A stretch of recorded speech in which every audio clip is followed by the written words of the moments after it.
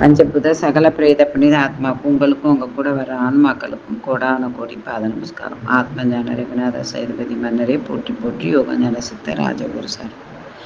அம்மா, இன்னைக்கு நான் ரொம்ப முக்கியமான பதிவு உங்களுக்கு சொல்ல, எல்லா விதமும் முக்கியமான பதிவு தான், ஆனால் எல்லாமே எல்லாருக்கும் போய் சேர்றதில்ல. அதுதான் கர்ம பதிவு அப்படின்னு சொல்கிறது. ஒன்றும் நல்ல விஷயங்கள் தான். அப்புறம் ஏதாவது நம்ம எப்போ வேணாலும் உயிர் இழக்கலாம் இல்லையா? அது நம்மளால என்ன செய்ய முடியும் மக்களுக்கு அப்படிங்கிறது தான். நம்ம போய் மக்களுக்கு போய் சேரணுங்கிறதுக்காக தான் நிறைய பேர் என்கிட்ட வந்து கேட்குறாங்க. அப்போ கேட்கும்போது என்கிட்ட கேட்குற மற்றல வெறிய இடங்களில் கேட்கும்போதும் அது அவங்களுக்கு வந்து பாதத்தில் இறந்துருப்பாங்க அந்த குழந்தைகள். ரெண்டாவது வந்து அந்த குழந்தைக்கு கண்டம் இருந்திருக்கும் ஜாதகப்படி. அந்த மாதிரி குழந்தைகள் வந்து வந்து கேட்பாங்க சாமியார்கிட்ட வந்து அவங்களுக்கு தெரிஞ்ச ஐயர்கிட்டையோ பிராமணர்கிட்டையோ முனிவர்கிட்டையோ ரிஷிகட்டையோ மகான்கிட்டையோ இல்லை கோயிலில் வந்து பணிபுரியக்கூடிய பூசாரி சொல்லக்கூடியவங்க கிட்டேயோ அவங்களாம் அனுபவ புருஷന്മാர்கள் நிறைய பேர்களை வந்து வந்து பார்ப்பாங்க இல்லையா? நிறைய பேரை பார்த்துருப்பாங்க இல்லையா? அதில் அனுபவங்கள் அதிகமாக இருக்கும். படித்து செயலாற்றுறவர்கள் கூட மறந்து போவாங்க. ஆனால் அனுபவ புருஷന്മാர்கள் ஒருபோதும் மறக்க மாட்டாங்க. அனுபவம் வந்து ரொம்ப ரொம்ப சிறந்தது ஒன்று. அதனால திட்ட சொல்லுவது திண்டுக்கல், வைய வைய சொல்வது வைரக்கல்ங்கிற மாதிரி கசப்பான செய்திகளை சொல்லும்போது கூட அதில் ஒரு நன்மைகள் இருக்கும். அதை நீங்கள் புரிஞ்சு செயல்படணுங்கிறதுக்கு தான் இந்த பதிவு. அதே மாதிரி 7 நாட்கள் இருக்குது. அதாவது ஞாயிற்றுக்கிழமையிலேருந்து சனிக்கிழமை வரை 7 நாளுக்கு. நம்ம இது தெரியாத விஷயமா இதை சொல்கிறீங்க நீங்கள். ஆனால் இது சூட்சும ரகசியம். அந்த காலத்துலலாம் வந்து சூரியன் மறைவு காலமும் சூரியன் உதயம் ஆகிறதும் நிழல்களை வச்சு டயங்களையும் நாட்களையும் கணிப்பாங்க. அது மாதிரி பறவைகள் சவுண்டு போடுறது, பறவைகள் அடைகிறது, பறவைகள் குஞ்சு பொரிக்கிறது, முட்டை நாய்கள் ஒன்று கூடுறது, மயில் ஆடுறது, முட்டை வந்து பொரிக்கிறது, இந்த மாதிரி விஷயங்களெல்லாம் வச்சு நாட்களெல்லாம் கணிப்பாங்க.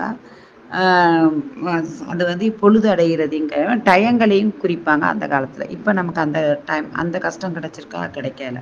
ஆனாலும் கிழமைகள்னு ஒன்று வந்து வகுத்துருக்காங்க. அது ரொம்ப ரொம்ப அற்புதமானது. அது 7 நாட்கள் இருக்குது, ஞாயிற்றுக்கிழமையிலேருந்து திங்கக்கிழமை வரையும். ஆனால் இந்த ஞாயிற்றுக்கிழமைலேருந்து திங்கக்கிழமையிலேருந்து எது சரியான நாட்கள் அப்படிங்கிறத நம்ம ஒவ்வொருத்தவங்களும் தெரிஞ்சுக்கிறது அவசியமானது. தொழிலில் இருக்கும், படிப்பில் இருக்கும், கல்யாணங்கள், கச்சேரிகள், கோயில் காரியங்கள், அதே மாதிரி ஒரு நல்ல விஷயங்கள் நடக்காத ஒரு நாட்களே கிடையாது. அப்படிப்பட்ட காரியங்கள் நடந்துட்டுருக்கு. இப்போ ஆடி மாதம் எடுத்துக்கிட்டாலுமே தெய்வ காரியங்கள்லாம் இருக்குது. அந்த மாதிரி காலங்களில் வந்து எது நமக்கு ஒரு துணியை எடுத்துகிட்டு வந்தோம்னுங்க, அந்த துணியை நம்ம கட்டுறோம்னா அந்த துணினால் வந்து கீழே விழுவோம், அடிபட்டு விழுவோம். அதே சமயத்தில் அந்த துணினால் வந்து கேதகாரவங்க வீட்டுக்கு கட்டிட்டு போக வேண்டியது இருக்கும், ஹாஸ்பிட்டலுக்கு கட்டிட்டு போக வேண்டியது வரும். அதே மாதிரி அந்த துணி நீ கட்டிட்டு இல்லை வீட்டில் சண்டை சச்சரவு வந்து ரத்தங்கள் சொண்டக்கூடியது வரும். அந்த துணிகள் நீங்கள் உடுத்திருக்கிற துணிகள் யார் வாங்கி கொடுத்தாங்க, எந்த மாதிரி நீங்கள் அந்த துணியை உடுத்துனீங்க, யார் மூலியமாக அந்த துணி கிடச்சிச்சு, நீங்கள் எப்படி வாங்கினீங்கன்னு ஆராயணும். முதல்ல அந்த துணிகளை வந்து ஒதுக்கிடணும். ஒதுக்கிட்டு அதை வந்து யாருக்காவது பழகளுக்கு கொடுக்கணும். அப்படி இல்லைனாக்கா உப்பு போட்ட தண்ணியில் அதை ஊற வச்சு அதை மடித்து வாசனை திரவியங்களை போட்டு மடித்து ஒரு 48 நாளைக்கு அதை எடுக்கவே கூடாது. அப்படி ஒதுக்கிடணும். அந்த மாதிரி துணிகளை ஒதுக்கிடணும். அதே சமயத்தில் துணிக்கே இப்படி சொல்லும்போது இந்த நாட்கள் அப்படிங்கும்போது அந்த நாட்களில் நீங்கள் எந்த மாதிரி நாட்களில் வந்து நீங்கள் போய் துணி எடுக்கிறீங்க வைக்கிறீங்க அப்படிங்கிற நாள் எந்த மாதிரி நாள் அப்படிங்கிறத தெரிஞ்சுக்கிறணும். முக்கியமாக ஞாயிற்றுக்கிழமை வந்துருக்கு அப்படின்னா திங்கக்கிழமையும் ஞாயிற்றுக்கிழமையும் வந்து அது வந்து ஒத்த கண்ணு உள்ள நாட்கள். ஒரு கண்ணு உள்ள ஞாயிறும் திங்களும் ஒரு கண்ணு உள்ள நாட்கள். அந்த ஒரு கண்ணு உள்ள நாட்களில் வந்து கோயில் காரியங்கள் பண்ணலாம். பெரும்பாலும் ஓய்வு பெறுறது இந்த மாதிரி நேரங்களை நம்ம வந்து பயன்படுத்தலாம். ஆனால் அந்த நாட்களில் வேறு எதுவும் நீங்கள் செய்யக்கூடாது. அதே மாதிரி குருட்டு கண் உள்ள நாளுங்கிறது, கண்ணு தெரியாமல் ஒருத்தன் போனால் என்ன பண்ணணும், விழுந்து கிடக்கணும். அந்த குருட்டுள்ள நாட்கள் எது அப்படின்னு நீங்கள் நல்லா தெரிஞ்சுக்கிட்டீங்கன்னா அது கண்டிப்பாக இதை மனசில் வச்சுக்கிறங்க. இது செவ்வாயும் சனியும் தான் குருட்டு உள்ள நாட்கள், குருடுன்னு சொல்லுவாங்க.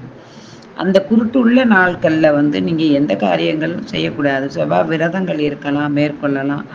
அதே மாதிரி கர்ம காரியங்கள் செய்யலாம். இந்த திதி போடுறது, தீபம் ஏற்றுறது, இந்த மாதிரி காரியங்கள்லாம் பண்ணலாம்.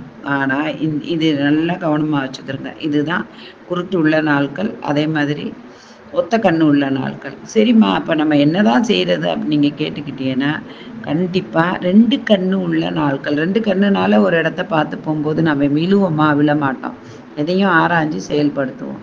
நமக்கு அவ்வளோ ஒரு அற்புத ஆற்றல் நமக்கு கிடைக்கும் 2 கண்ணு இருந்தால். அந்த 2 கண்ணு உள்ள நாட்கள்ல நீங்க எது செய்தாலும் வெற்றியாகும். அது எந்தெந்த நாட்கள் அப்படின்னா, கண்டிப்பா புதன், வியாழன், வெள்ளி இந்த 3 நாள் தான். புதன், வியாழன், வெள்ளி இந்த 3 நாள் தான் 2 கண்ணு உள்ள நாட்கள்.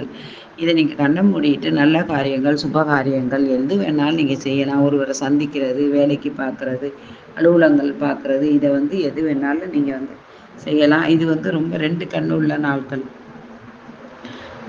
அதனால இந்த கண்ணுள்ள நாட்களை நீங்க இந்த நிமிஷத்துல இருந்து நீங்க உங்க வாழ்க்கையில பிரிச்சுக்கிறங்க. அது வந்து உங்களுக்கு பயன் அளிக்கும். அது மாத்திரம் இல்ல, நீங்க வந்து ஒரு ஊர் பயணம் போறீங்க அப்படின்னா, கண்டிப்பா குருட்டு உள்ள நாட்கள்லயோ, ஒத்த கண்ணு உள்ள நாட்கள்லயோ ஊர் பயணம் செய்யக்கூடாது. அப்ப நீங்க வந்து இந்த நாட்கள்ல தான் நீங்க ஊர் பயணம் செய்யணும். அப்பதான் உங்களுக்கு வெற்றிய தரும். இந்த நாள்கள ஒவ்வொரு நாளும் வந்து மனசுல பதிவு பண்ணிக்கிறணும். அதே மாதிரி நீங்க மருந்து குடிக்கணும் அப்படின்னு சொன்னீங்கன்னா, நீங்க எந்த நாட்கள்லனா செவ்வாய்க்கிழமை, சனிக்கிழமை மருந்து எடுத்து சாப்பிடணும். அது வந்து எப்படின்னா, அது எப்படி கண்ணு தெரியாம குருட்டு கண்ணு மாதிரி போகுதோ, அதே மாதிரி நமக்கு உடம்புல இருந்த நோய்களும் தன்னை விட்டு அகழ்ந்து போயிரும். வளர்க்கக்கூடாது அப்படிங்கிறதுக்கு தான் இந்த நாட்கள்ல ஒரு டாக்டர பார்த்துட்டு நமக்கு மருந்து எடுக்கணும். அதே மாதிரி ஞாயிற்றுக்கிழமை, திங்கட்கிழமை அப்படிங்கிறது வந்து ஒத்த கண்ணு உள்ள நாள். அந்த நாட்கள்ல வந்து நீங்க வந்து ஓய்வு பெறக்கூடிய நாட்கள். அதனால தான் தெரிஞ்சோ தெரியாமயோ கவர்மெண்ட் கூட வந்து ஞாயிற்றுக்கிழமை விடுமுறை அளித்திருக்காங்க. அந்த நாள் ரொம்ப ரொம்ப அவசியமானது. அதே மாதிரி வெளிநாடுகள்ல வந்து பார்த்துக்கங்க, வெள்ளிக்கிழமை விடுமுறை அளிச்சிருப்பாங்க. ஏன்னா, வெள்ளிக்கிழமை அவங்க முக்கியமா ஏதாவது செய்யக்கூடிய காரியங்கள அவங்க செய்து வெற்றி பெறணும் அப்படிங்கிறதுக்காக விடுமுறை அளிச்சிருப்பாங்க. நமக்கு வந்து அது தேவையில்லை. இந்த நாள்கள்ல வந்து விடுமுறை குடுக்கலைன்னா, மத்த நாள்ல நமக்கு இந்த நாட்கள்ல வேலைகள குடுத்துட்டு மத்த நாள்ல நமக்கு விடுமுறை கிடைத்தா ஒரு பயனும் ரெஸ்ட் எடுத்துப்போம் அவ்வளோதான். ஆனா அந்த ஊர பொறுத்தவரையும் எல்லா நாட்களும் வேலை செய்வாங்க.